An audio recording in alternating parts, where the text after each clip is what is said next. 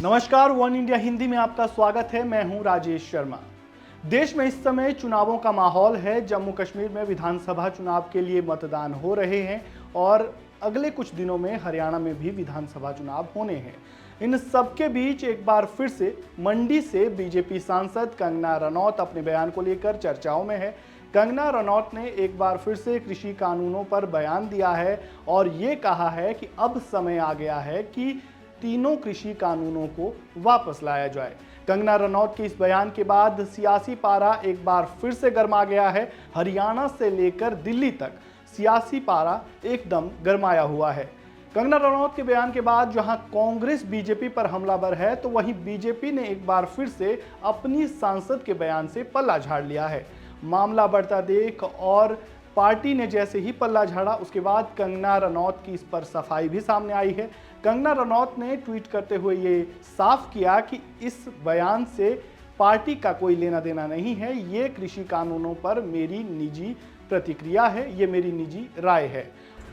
नमस्ते दोस्तों, पिछले बीते कुछ दिनों में मीडिया ने मुझसे फार्मर्स लॉ पे कुछ सवाल किए और मैंने ये सुझाव दिया कि किसानों को फार्मर्स लॉ वापस लाने का प्रधानमंत्री जी से निवेदन करना चाहिए। मेरी इस बात से बहुत सारे लोग निराश हैं और डिसअपॉइंटेड हैं। जब फार्मर्स लॉ प्रपोज हुए थे तो हम बहुत सारे लोगों ने जो है उनका समर्थन किया था, लेकिन बड़ी ही संवेदनशीलता से और सहानुभूति से हमारे माननीय प्रधानमंत्री जी ने वो लॉज जो थे वापस ले लिए थे और ये हम सब कार्यकर्ताओं का कर्तव्य बनता है कि हम उनके शब्दों की गरिमा रखें। मुझे ये बात भी ध्यान रखनी होगी कि मैं अब एक कलाकार नहीं, भारतीय जनता पार्टी की कार्यकर्ता हूं और मेरे ओपिनियंस अपने नहीं होने चाहिए, वो पार्टी का स्टैंड होना चाहिए। तो अगर मैंने अपने शब्दों से और अपनी सोच से किसी को डिसअपॉइंट किया है, मुझे खेद रहेगा। I take my words back. Thank you. वहीं बीजेपी ने कंगना रनौत के बयान से पल्ला झाड़ लिया है। बीजेपी ने भी ये साफ कर दिया है कि कंगना रनौत की ओर से दिया गया कृषि कानूनों पर बयान उनकी निजी राय है, पार्टी का इससे कोई लेना देना नहीं है। बीजेपी प्रवक्ता गौरव भाटिया ने इसे लेकर क्या कुछ कहा, वो सुनिए। तमाम सोशल मीडिया प्लेटफॉर्म्स पर कंगना रनौत जी, जो कि भाजपा की सांसद नेत्री हैं, उनका एक बयान 3 कृषि कानूनों को लेकर, जो कि पहले वापस लिए गए थे, चल रहा है।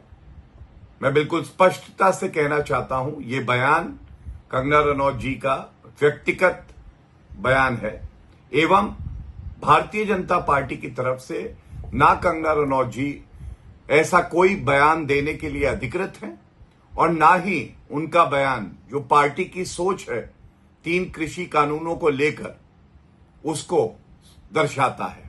इसलिए उस बयान का हम खंडन करते हैं। वहीं कंगना रनौत के बयान के बाद कांग्रेस नेता दीपेंद्र हुड्डा भी भड़क उठे। उन्होंने कृषि कानूनों पर दिए कंगना रनौत के बयान पर बीजेपी पर सीधा हमला बोला और उन्हें चुनौती दे डाली।